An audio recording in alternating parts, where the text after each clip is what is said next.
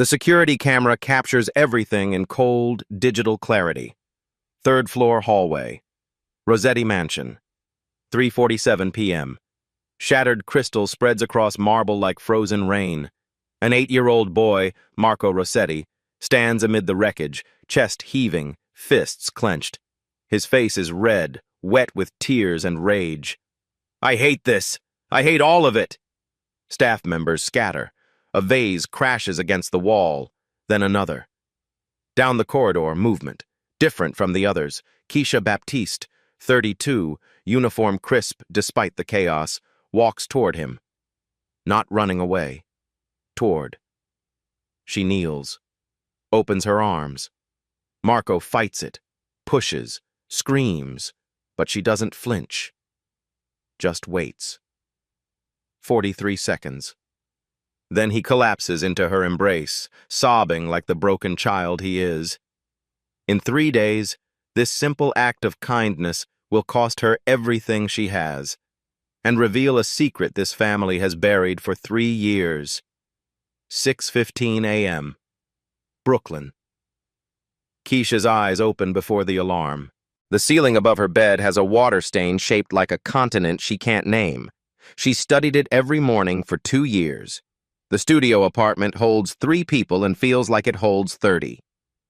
Her sister Tamara sleeps on the pull-out couch, one arm draped over 7-year-old Darnell. The boy's face is peaceful now, but 4 hours ago he woke up screaming. Keisha moves quietly. On the kitchen counter, an envelope marked rent in her own handwriting. She opens it, counts. $340 short. She closes her eyes, opens them.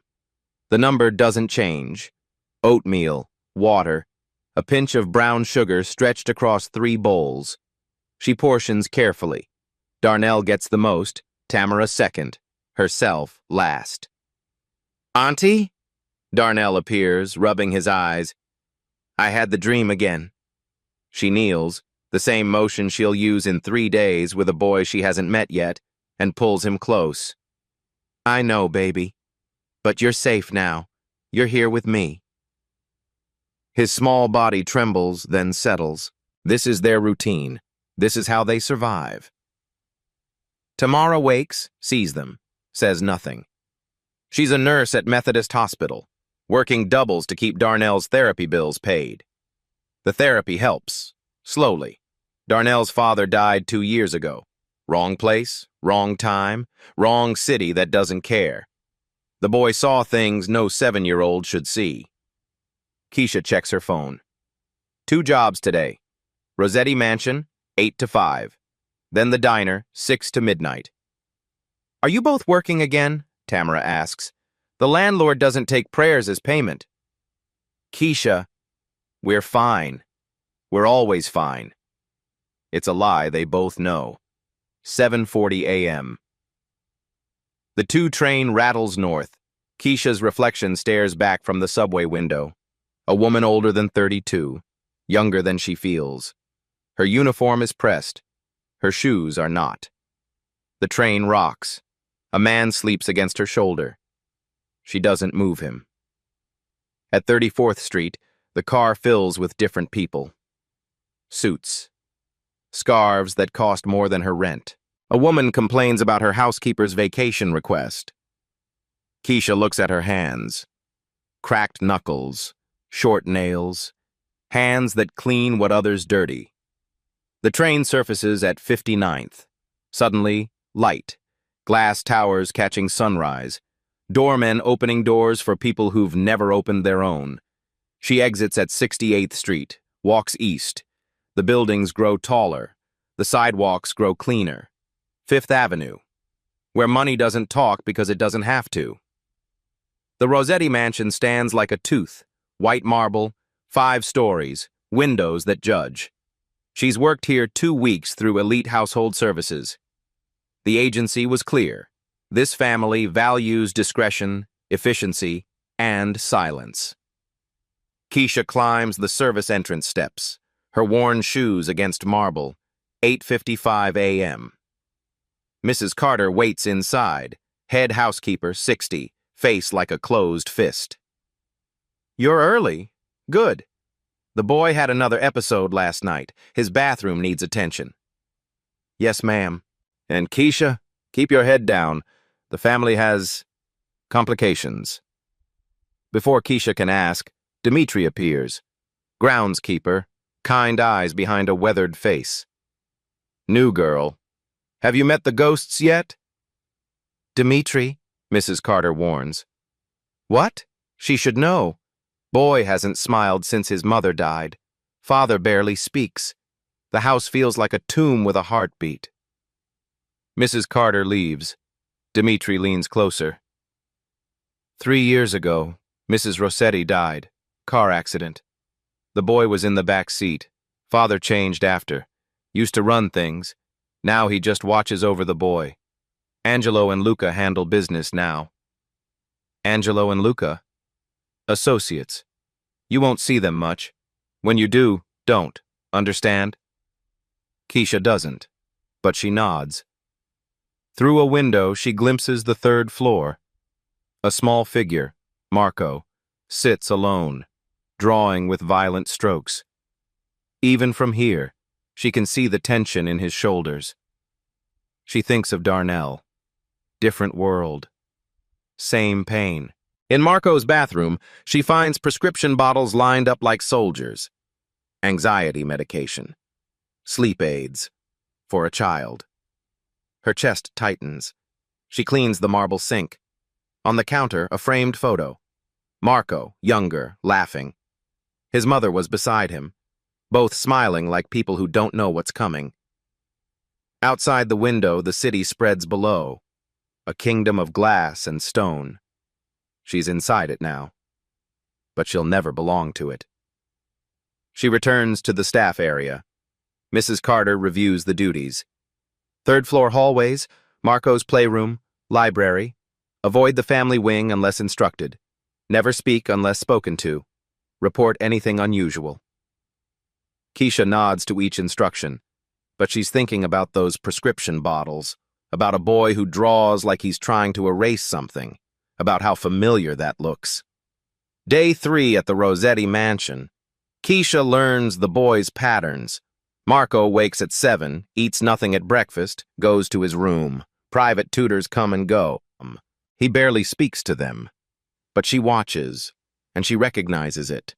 The way he flinches when a door slams. The way his hands shake when adults raise their voices. The way he builds things with blocks just to knock them down. Darnell does the same things. Different trauma, same symptoms. At night, back in Brooklyn, she researches on her phone while Darnell sleeps. PTSD in children. Hypervigilance. Avoidance behaviors. Emotional dysregulation. Every article describes both boys. You're up late, Tamara whispers from the couch. Just reading. About? Keisha hesitates. There's a kid at work. Reminds me of Darnell. Tamara sits up.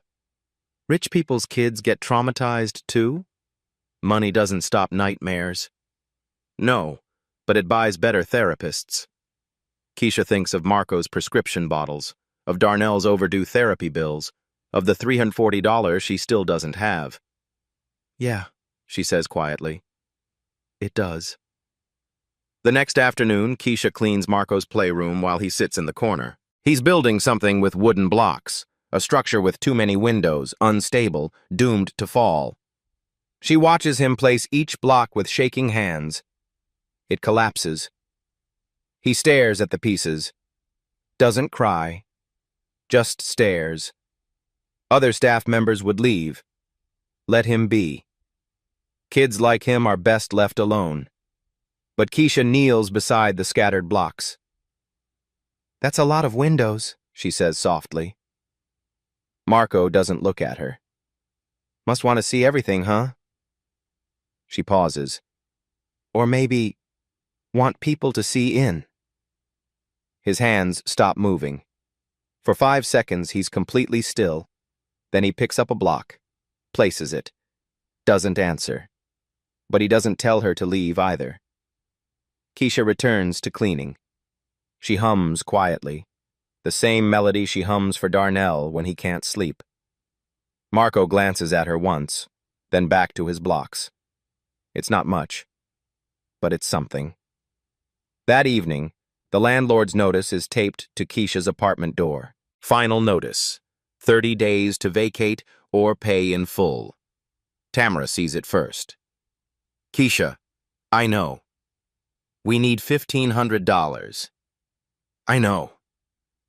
Where are we going to? I don't know! The words come out sharper than intended. Darnell looks up from his homework, eyes wide.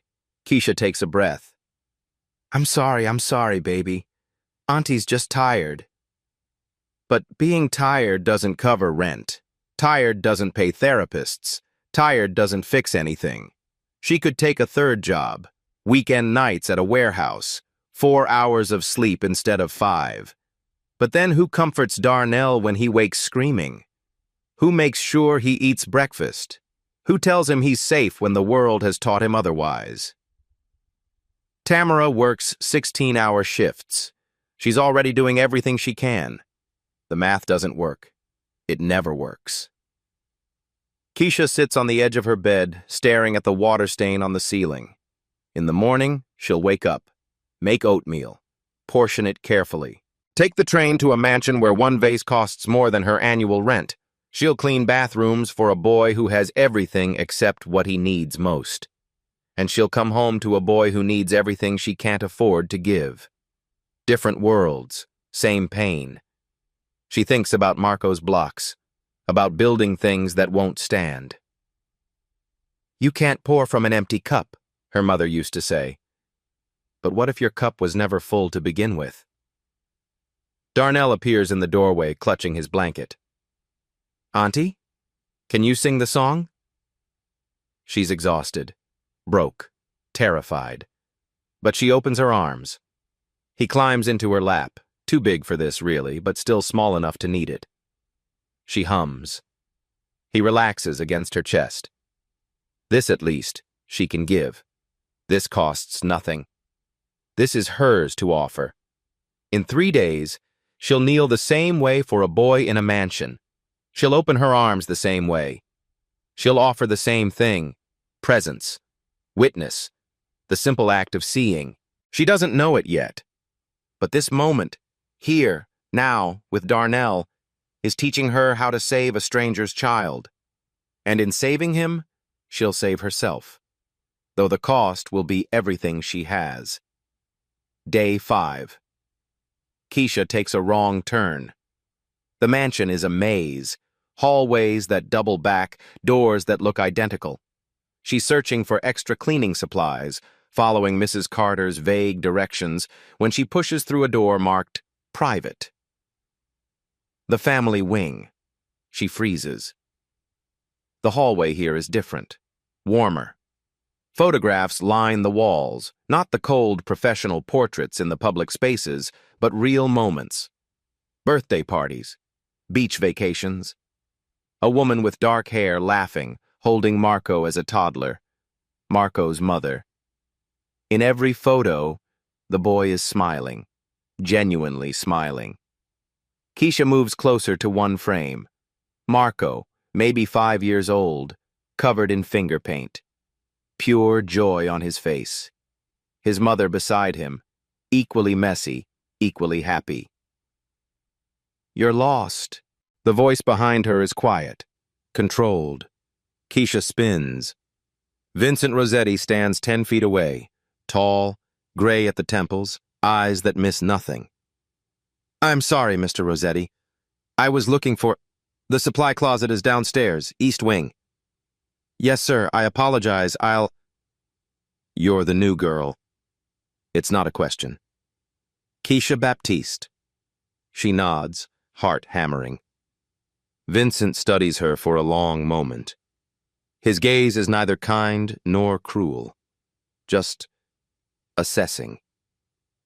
Mrs. Carter says you're thorough. He steps closer to the photograph Keisha was examining. My son deserves thoroughness. His tone is unreadable. Threat or approval? Keisha can't tell. He's a beautiful child, sir. He was. Vincent touches the frame. Before. The word hangs in the air. Before the accident. Before the loss.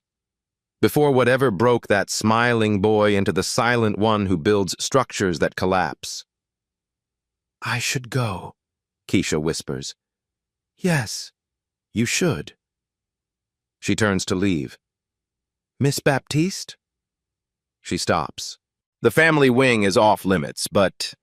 He pauses, still looking at the photograph. Thank you. Noticing he was beautiful. Is, not was. She wants to correct him. Your son is beautiful. Present tense. Still here. Still worth seeing. But she just nods and leaves. Her hands shake as she finds the actual supply closet. That afternoon, during her lunch break, Dmitri finds her in the staff kitchen. You met the boss? I got lost. Ended up in the family wing. Dmitri whistles low. And you still have a job? He didn't seem angry. Just sad. Sad is his normal now. Dmitri pours coffee. Used to be a different man. Powerful. Decisive. Maybe too decisive, you understand. But after Maria died, Mrs. Rossetti, he became a ghost. Mrs. Carter said she died in a car accident. Yes, with Marco in the back seat. Dimitri's voice drops. The boy was unconscious when they pulled him out. Woke up in the hospital asking for Mama. They had to tell him 3 times before he believed it. Keisha's throat tightens. Father blamed himself, maybe rightly so. He was supposed to drive that day. Last-minute business kept him home. So Maria drove. And the brakes... The brakes? Dmitri shrugs. Car was new. Expensive. German engineering. But brakes failed on the highway. Maria couldn't stop. Hit a barrier at 70 miles per hour. And Marco saw it all. Everything. Dmitri takes a long sip of coffee. Vincent changed after. Stepped back from business. Angelo and Luca took over operations. His underboss and his brother. Vincent just stayed for the boy. But the boy is still suffering. Yes. And Vincent doesn't know how to fix it. He can buy the best doctors, the best therapists, best medications. But he cannot buy back the boy's mother. Cannot erase what Marco saw. Keisha thinks about Darnell. About all the things love can't fix. Some wounds don't heal, she says quietly. They just become part of you. Dmitri looks at her closely. You understand this? I have a nephew, similar age. He's seen things too. Then you know, money doesn't stop nightmares. No, Keisha agrees. It doesn't. But it buys the therapy that helps, the safety that heals, the time to recover. She thinks about the $340 she doesn't have, the eviction notice, the impossible math, different worlds, same pain, different resources. Day 12, Thursday afternoon, 3:47 p.m., 3rd floor hallway. Marco stands outside his father's study. The door is cracked open. Vincent's voice drifts out, cold and businesslike. Handle it. I don't care how. The boy doesn't need to know. Marco's hands clench into fists. He's 8 years old. He doesn't need details. Just handle it quietly. The boy backs away from the door. His breathing quickens. Keisha is cleaning the hallway 2 doors down. She sees him, the tension in his shoulders, the color draining from his face. She knows that look. She's seen it on Darnell 100 times. Marco walks to the console table, stares at the vase sitting there, crystal, probably priceless. His hand reaches out. Marco, Keisha starts. Too late. The vase crashes to the floor. Crystal explodes across marble. I hate this, Marco screams. I hate all of it! Another vase, another crash. Staff members appear in doorways. Mrs. Carter, 2 other housekeepers, a security guard. They freeze, uncertain. Mrs. Carter reaches for her phone to call Vincent's office. Marco grabs a framed painting off the wall, hurls it. You always lie. Everyone always lies. The security guard steps forward. Son, you need to... Don't touch me. The adults exchange glances. No one knows what to do. This is the boss's son, the grieving, damaged son. Touch him wrong and you're fired, or worse. They back away, all except Keisha. She sets down her cleaning supplies, walks toward him. Not fast, not aggressive, just steady. Marco, she says quietly. He spins to face her, another vase in his hands. Go away. I'm not going anywhere. I'll throw this, I will. Okay? He hesitates. What? If you need to throw it, throw it. Sometimes we need to break things when we're too broken to ask for help. His grip on the vase loosens slightly. Keisha kneels, eye level with him, opens her arms. But breaking things won't make the scared go away. It just makes more mess to clean up. And you're not a mess, Marco. You're just scared. His face crumbles. You don't know what... I know it's scary when you don't understand what's happening. I know it's scary when adults won't tell you the truth. My nephew feels that way too. Your nephew? His name is Darnell. He's 7, almost your age. He gets scared a lot. Sometimes he throws things too. Marco's hands start to shake. The vase slips from his fingers. Keisha catches it, sets it down gently. I don't know what your dad was talking about on that phone, she continues softly. But I know you're allowed to be scared. You're allowed to be angry. You're allowed to feel everything you're feeling. A sob breaks from his chest. But you don't have to feel it alone. He looks at her arms, still open, waiting. I don't know you, he whispers. That's okay. You don't have to know someone for them to care. Something in him breaks. He collapses into her arms, sobbing like the broken child he is. Not rage anymore, just grief. Pure, bottomless grief. Keisha holds him, rocks him gently, the same way she rocks Darnell. It's okay. I've got you. You're safe. His small body shakes against her chest. 3 years of tears pouring out. 43 seconds. That's how long it takes. When he finally pulls back, his eyes are red, his face blotchy. But something has shifted. I'm sorry, he whispers. I broke everything. Things can be replaced. You can't. Footsteps on the stairs. Vincent Rossetti appears, face unreadable. He takes in the scene. The shattered crystal, the damaged painting, his son in the arms of a housekeeper. The other staff members scatter immediately. Keisha starts to stand. Mr. Rossetti, Stay where you are. She freezes. Vincent descends the last few steps slowly. Approach them. Marco shrinks against Keisha. Vincent stops, sees his son's reaction, the fear, the distrust. Something crosses his face. Pain, maybe. Regret. He kneels beside them, not touching, just present. Marco. His voice is gentler than Keisha has ever heard it. Are you hurt? Marco shakes his head. Good. Vincent looks at Keisha. What's your name? Keisha Baptiste, sir. How did you know to do that?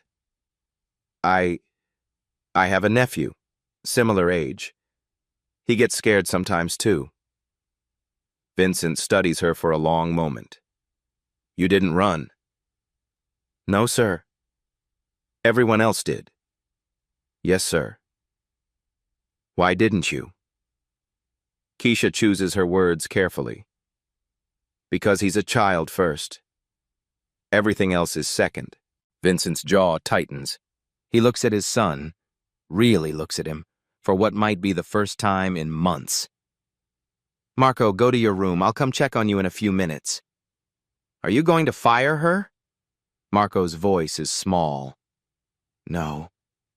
Promise? I promise.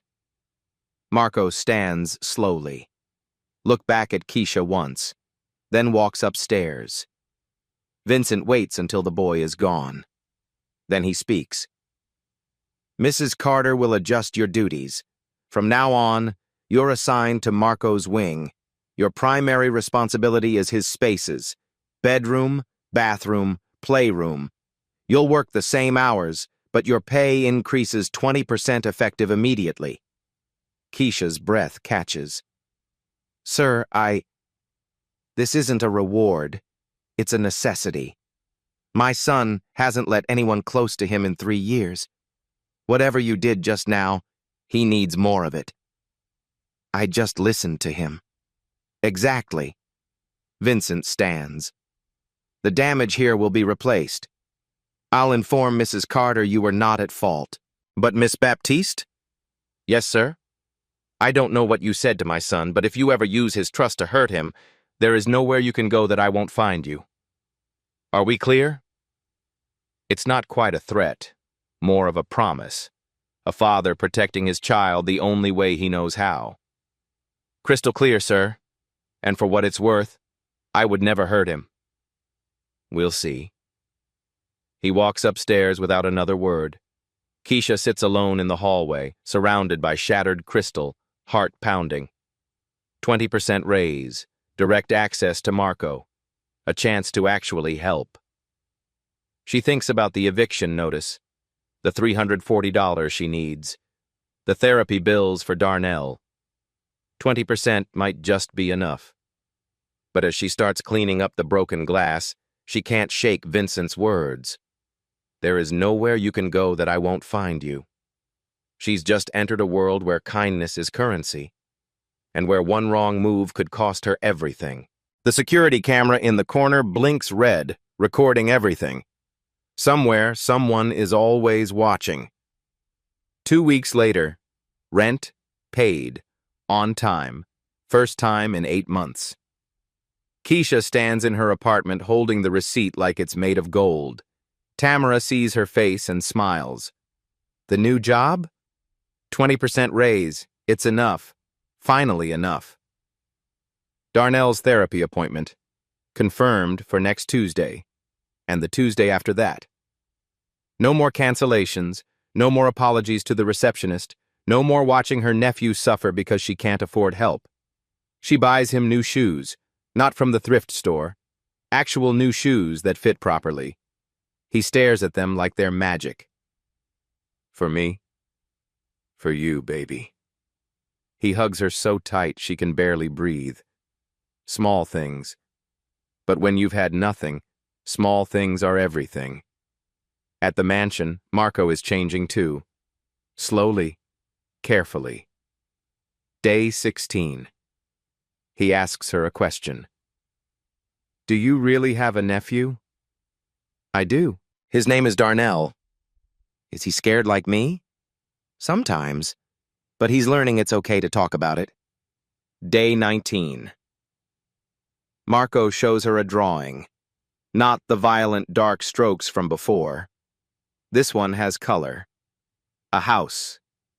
A tree. A person standing in the doorway. That's nice, Keisha says. The person is waiting for someone to come home. Are they coming? I don't know yet. But it's hopeful. That's something. Day 22. Marco sleeps through the night. Mrs. Carter mentions it at breakfast. Vincent overhears, looks at Keisha across the staff dining area. Something in his expression softens. He nods once. She nods back. Maybe this is real. Maybe kindness actually gets rewarded. Maybe the world isn't only brutal. That night, Keisha passes Vincent's study while cleaning. The door is ajar. His voice carries into the hallway. The feds are circling again. They'll use anything, anyone to get to me. Make sure the household is clean. No loose ends. Her blood goes cold. No loose ends. She keeps walking. Doesn't look back. Doesn't let her pace change. But her hands shake as she pushes the cleaning cart. Inside the study, Vincent stands by the window. Behind him, on his desk, a family photograph. Him, Maria, Marco. All three were smiling. The caption beneath reads, "Family is everything. Protect it at all costs." FBI Field Office, Manhattan. Same day. Agent Sarah Brennan, 53, stares at a computer screen. 7 years of surveillance footage. 7 years of nothing solid. Her partner, Agent Torres, sets down coffee. Still the Rossetti file? Always the Rossetti file. We've been chasing them since Vincent ran the largest money laundering operation in the tri-state area. I know, but he stepped back 3 years ago. Angelo Ricci and Luca Rossetti run things now. So why are we still watching Vincent? Because he's the key. Angelo and Luca are operators, but Vincent built the empire. He knows where everybody is buried. Literally. Torres leans over her shoulder. What are you looking at? Brennan clicks through security footage from the Rossetti mansion, legally obtained through a federal warrant. She stops on a timestamp 2 weeks ago. The embrace. Keisha and Marco. 43 seconds. Who's that? Keisha Baptiste, 32, hired through Elite Household Services 3 weeks ago, works directly with the kid now. And? Brennan pulls up Keisha's file. Single. Lives in Brownsville with her sister and nephew. 2 jobs. Behind on rent until recently. Sister's immigration paperwork has irregularities. You're thinking of using her. She has access. She's vulnerable. Financial pressure, family obligations, and look. Brennan plays the footage again. The kid trusts her. Kids talk. Kids see things. Torres crosses his arms. She's a housekeeper, Sarah, not an operative. She's a desperate woman with a sick nephew and a sister 1 audit away from deportation. We make the right offer, apply the right pressure, or we ruin her life trying. Brennan turns in her chair. My brother was killed by organized crime. Your brother, too. These people destroy families. If we can use one vulnerable woman to take down an organization that's hurt thousands, that's how we justify it? That's how we survive it. 2 days later. Outside Darnell's school. 3:30 p.m. Keisha waits by the fence. Darnell runs out, backpack bouncing. Auntie, I got an A on my spelling test. That's my boy. Miss Baptiste? 2 people approach. Suits. Badges. I'm Agent Brennan, FBI.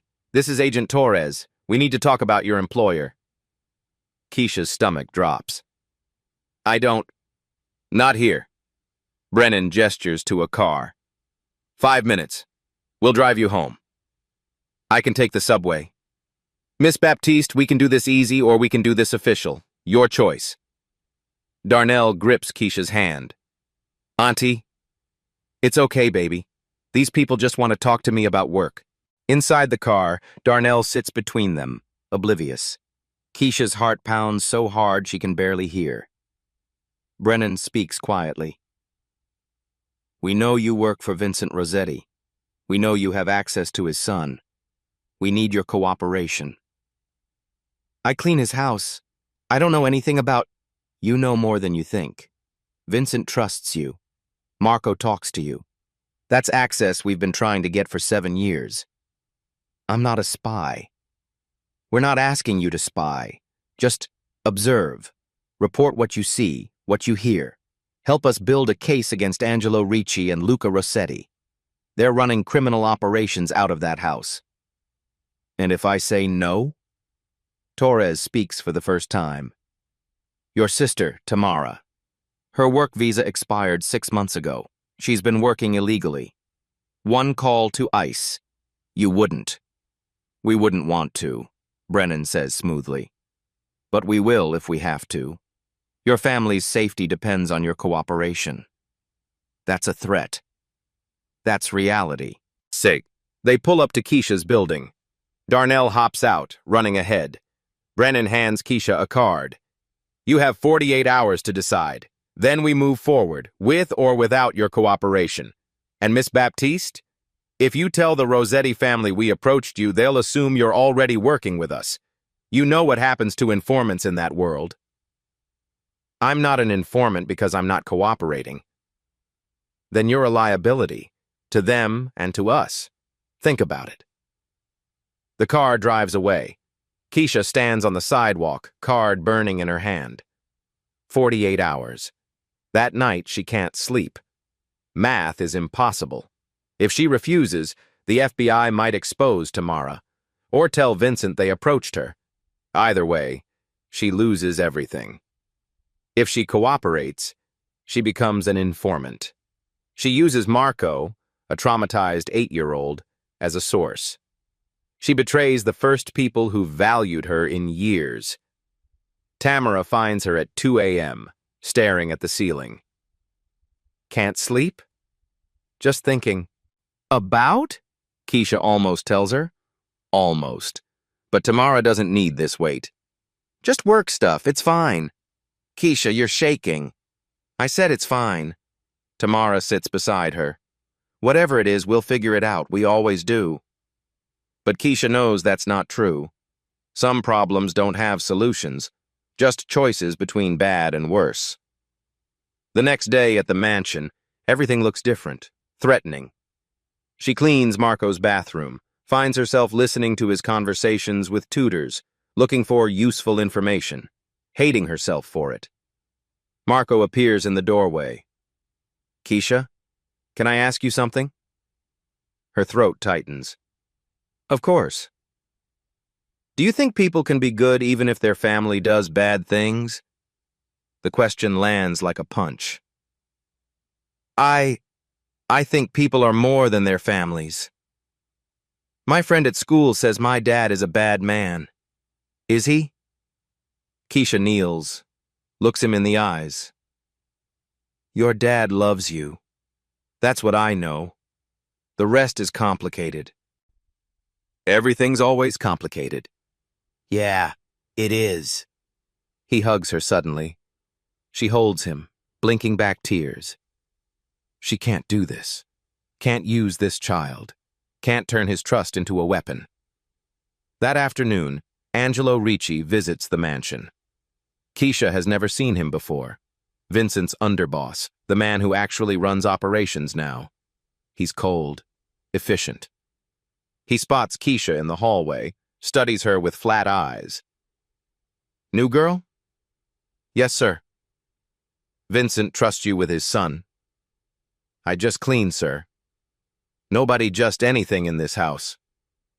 He walks past, but Keisha feels his suspicion like a blade against her throat.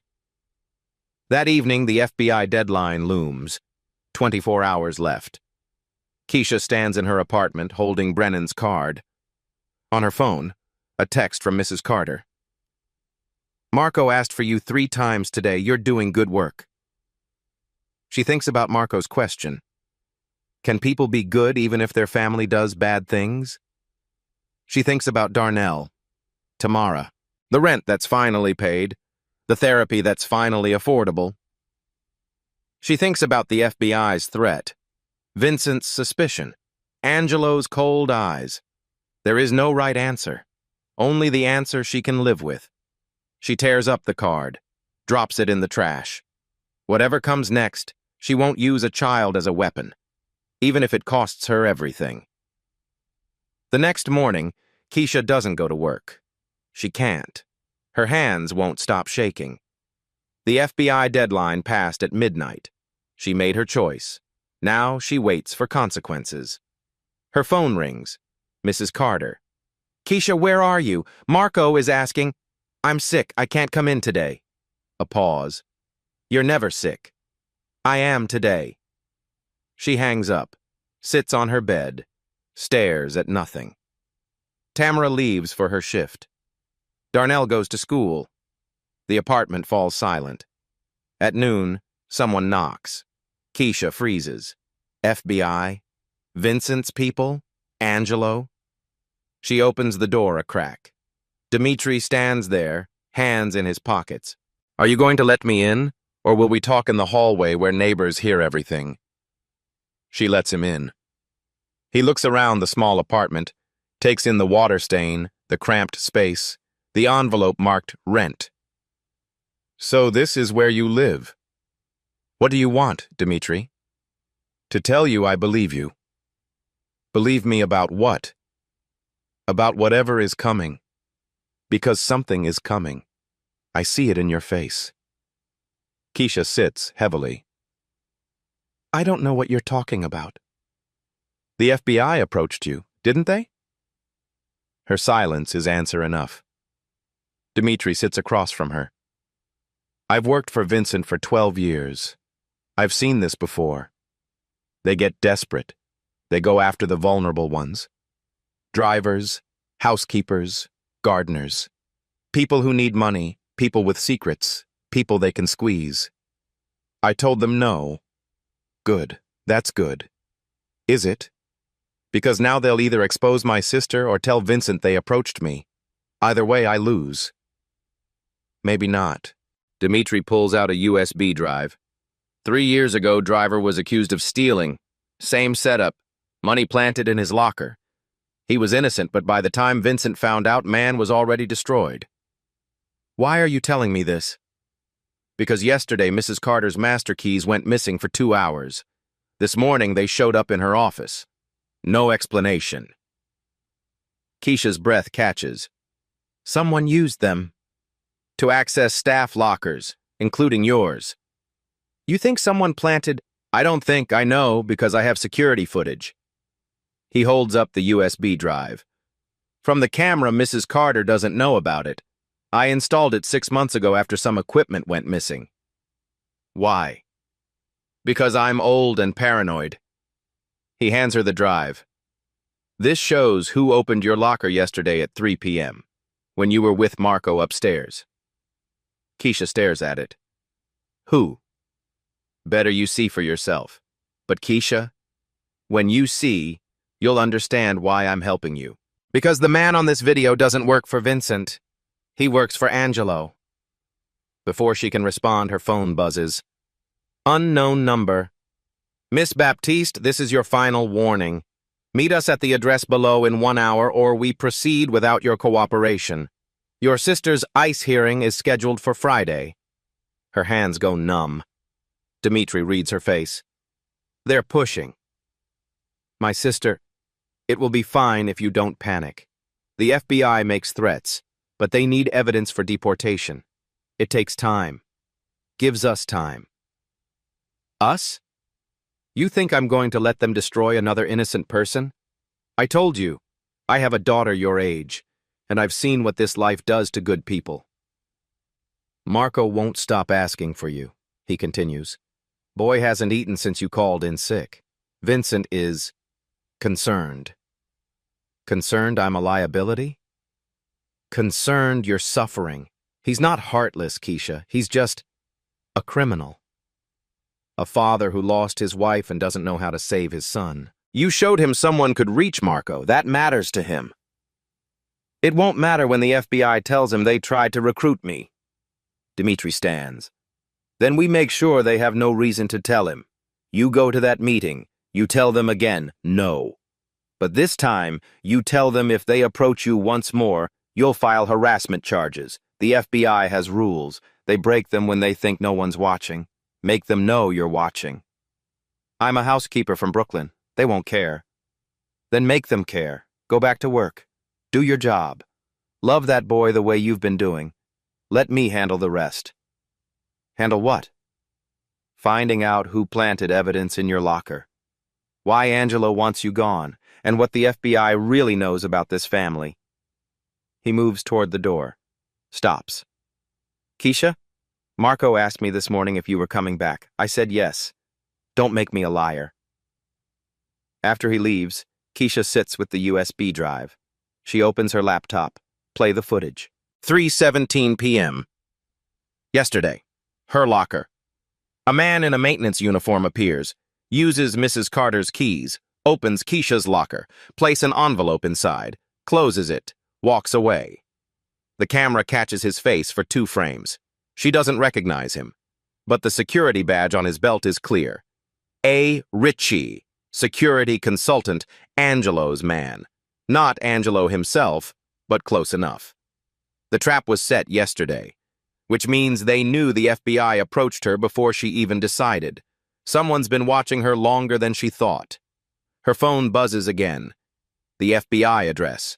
She grabs her coat. Time to make them understand. She won't be anyone's weapon. Not theirs. Not Angelo's. Not even Vincent's. She's just a woman trying to protect a traumatized child. And if that makes her a liability in their war, so be it. The coffee shop is neutral ground. FBI's choice. Keisha arrives exactly on time. Brennan and Torres sit in the back corner, two untouched coffees waiting. She doesn't sit. Miss Baptiste, Brennan starts. No. You haven't heard? I don't need to hear it. My answer is no. It was no yesterday, it's no today, it'll be no tomorrow. I won't help you use a child to build your case. Torres leans forward. Your sister. We'll fight any deportation hearing with a lawyer. A real one. You want to threaten her? Go ahead. But you'll do it knowing you're threatening a hospital nurse who saves lives to catch criminals. Let's see how that plays in court. Brennan's eyes narrow. You're making a mistake. Maybe. But it's my mistake to make. And if you approach me again, I'll file a formal harassment complaint. The FBI has rules, right? Let's see if you've been following them. You think Vincent Rossetti will protect you when he finds out we tried to recruit you? I think you won't tell him because that would expose your operation. You've been monitoring that house for years. You tell Vincent about me, you reveal your surveillance. You're not that stupid. Silence. Keisha turns to leave. We could still help you, Torres says quietly. If things go wrong, she looks back. Things are already wrong, but I'm not making them worse by using a traumatized 8-year-old as bait.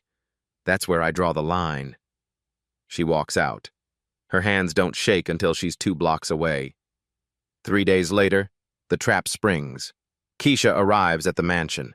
Mrs. Carter waits at the staff entrance, face grim. My office, now. Inside, Vincent stands by the window. Angelo Ricci leans against the desk, cold eyes, colder smile. On Mrs. Carter's desk, an envelope. $5,000 in marked bills. This was found in your locker this morning, Mrs. Carter says, during a routine security check. Keisha's blood goes cold. I've never seen that before. Of course you haven't, Angelo says smoothly. That's what they all say. Vincent turns. His face is stone. I trusted you. I brought you into my son's life. And you steal from me? Mr. Rossetti, I swear, do you know what I do to people who betray me? I didn't. Enough! His voice cracks like a whip. I gave you everything. A job, a raise, access to my son. And this is how you repay me? Footsteps on the stairs. Marco appears, rubbing sleep from his eyes. Dad? What's happening? Go back to bed, Marco. Why is Keisha here? Is she in trouble? Marco, go to your room. The boy sees the money, sees his father's face, sees Keisha's tears. She didn't do it, Marco whispers. You don't understand. She wouldn't. She's not like that. Dad, please. Vincent's jaw tightens. This isn't your concern. It is. You're wrong about her. Marco, room, now. The boy flinches, then runs to Keisha, wraps his arms around her waist. Don't let them take her, please. She's the only one who... Vincent's expression cracks for just a moment. Pain, regret, then hardens again. Security will escort you out, he says to Keisha. Consider yourself fortunate I'm not pressing charges, but if I ever see you near this house, near my son again... Dad, no! Get her out of here. 2 security guards step forward. Marco screams, clinging tighter. Keisha kneels, cups his face. Marco, listen to me. You did nothing wrong. None of this is your fault. You hear me? Don't go. I have to. But you remember, you're not alone. You're never alone, even when it feels like it. But you said, I know what I said, and it's still true. You're going to be okay. They pull her away. Marco's screams follow her down the hallway, out the door, into the cold morning air. The door shuts. Silence. Inside, Vincent stands frozen. Marco's sobs echo from upstairs. Angelo straightens. It's handled. The liability is removed. Vincent doesn't respond. Boss, you made the right call. Can't have FBI informants in your house. Get out. What? I said get out. I need to deal with my son. Angelo leaves, smirking. Vincent climbs the stairs slowly. Marco's bedroom door is locked. Marco, open the door. No. Son, please. You said family doesn't lie, but you lied about Mom. You lied about what I saw, and now you're lying about Keisha. Vincent's hand freezes on the doorknob. What did you say? I saw Uncle Luca. I saw what he did to Mom's car. I told you, and you said I imagined it. But I didn't imagine it. And Keisha didn't steal. But you don't believe me because you never believe me. The words hit like bullets. Vincent leans against the door. Marco, open this door. We need to talk. No, I hate you. I hate this house. I hate everything. Furniture crashes inside the room. More screaming. Vincent slides down to sit against the door, head in his hands. Downstairs, Mrs. Carter finds Dimitri in the kitchen. Something's wrong with this, she says quietly. The money? My keys. They went missing yesterday. I found them in my drawer this morning. I never misplace my keys. You think someone used them? She doesn't answer. Doesn't need to. 4 days pass. Marco refuses to eat. Refuses to speak. Refuses to leave his room. Psychiatrists come and go. He ignores them all. Vincent sits outside his son's door every night. The boy won't let him in. On the 5th morning, Mrs. Carter knocks on Vincent's study. Sir, we have a problem. Marco hasn't eaten in 3 days. He's asking for... Don't say her name. He's getting worse. The doctors say if he doesn't eat soon... I said don't. But that night, Vincent sits in his study, staring at security footage. The embrace. 43 seconds. Marco's face transformed from rage to peace. He replays it. Again. Again. His phone rings. Dimitri. Boss, we need to talk. About the money. About Angelo. About what really happened. What are you talking about? I have footage. From a camera Mrs. Carter doesn't know about. You need to see it. 30 minutes later, Vincent watches the USB drive. Angelo's man. Mrs. Carter's keys. Keisha's locker. The planted envelope. Vincent's face goes white, then red. When was this? Day before the money was found. Angelo knew about this? Angelo ordered it. Vincent stands slowly. Where is he? Boss, think about... Where is he? Angelo arrives within the hour. Confidence, smiling. Until he sees Vincent's face. We need to talk, Vincent says. Too calm. Too quiet. About how you framed an innocent woman without my knowledge or permission. Angelo's smile falters. I was protecting.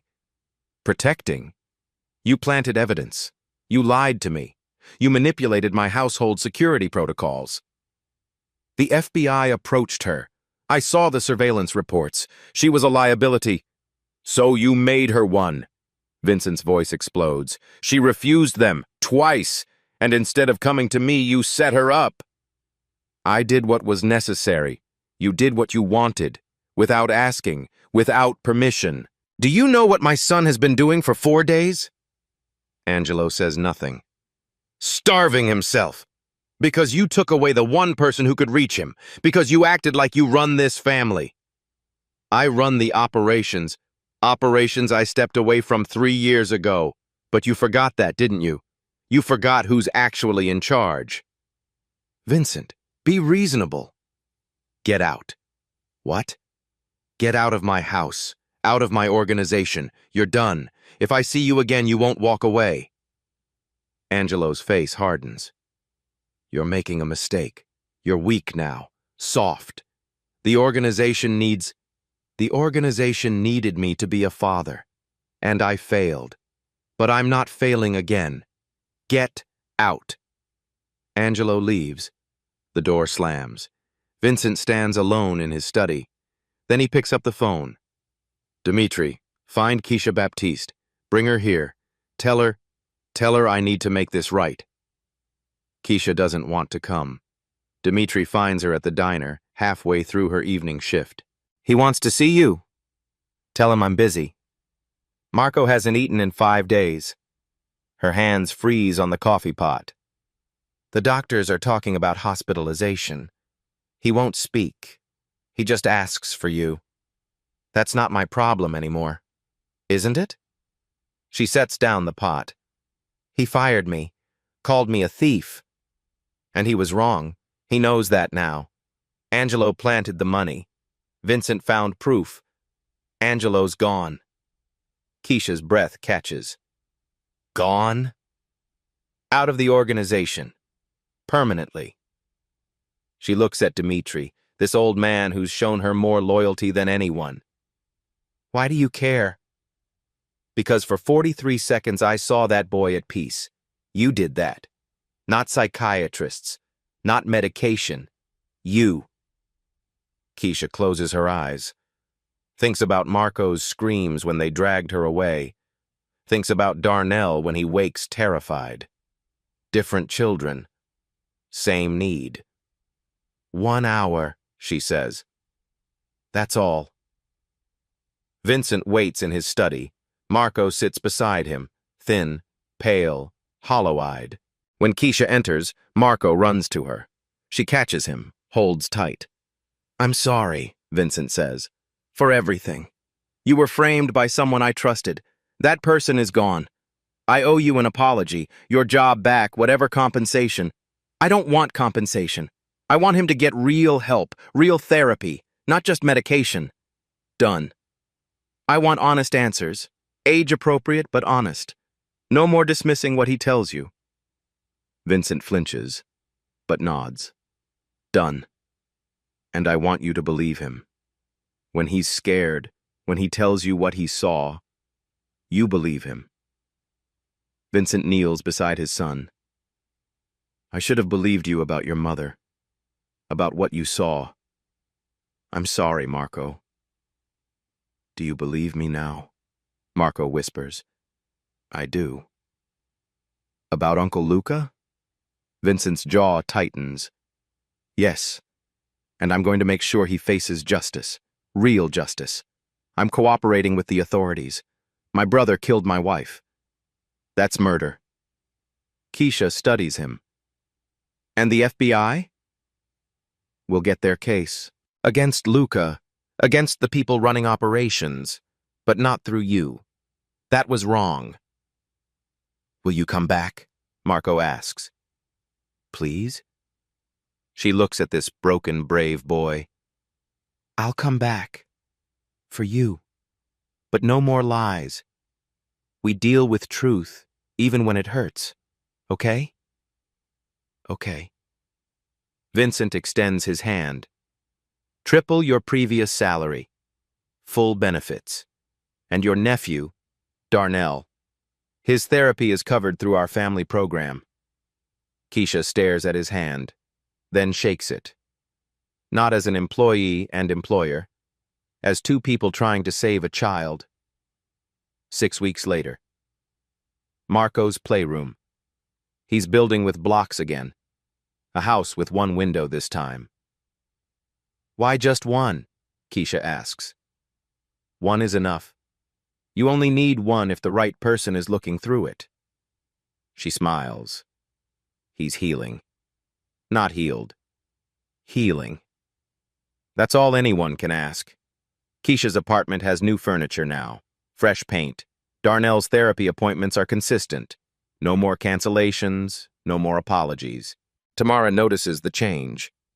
You did something good, and good came back. It doesn't happen often, Keisha says, but when it does, you hold on to it. 3 months later, FBI agents arrest Luca Rossetti for murder. Vincent testifies. Angelo, captured after fleeing, provides evidence in exchange for a reduced sentence. The organization crumbles from within. Vincent accepts a 10-year federal monitoring agreement. No prison, but ankle bracelet, regular check-ins, full cooperation. He agrees to everything. For Marco. 1 year later. Marco and Darnell play soccer in the mansion garden. Friends from different worlds, same struggles. Keisha runs Baptiste Family Services now, a nonprofit helping working families. Vincent funded the startup. At dinner, Vincent, Marco, Keisha, Darnell, Tamara, Darnell asks, Auntie, why did you hug that boy when he was breaking stuff? Keisha smiles. Because sometimes people break things when they're too broken to ask for help. One person being kind is enough to show them they're not alone.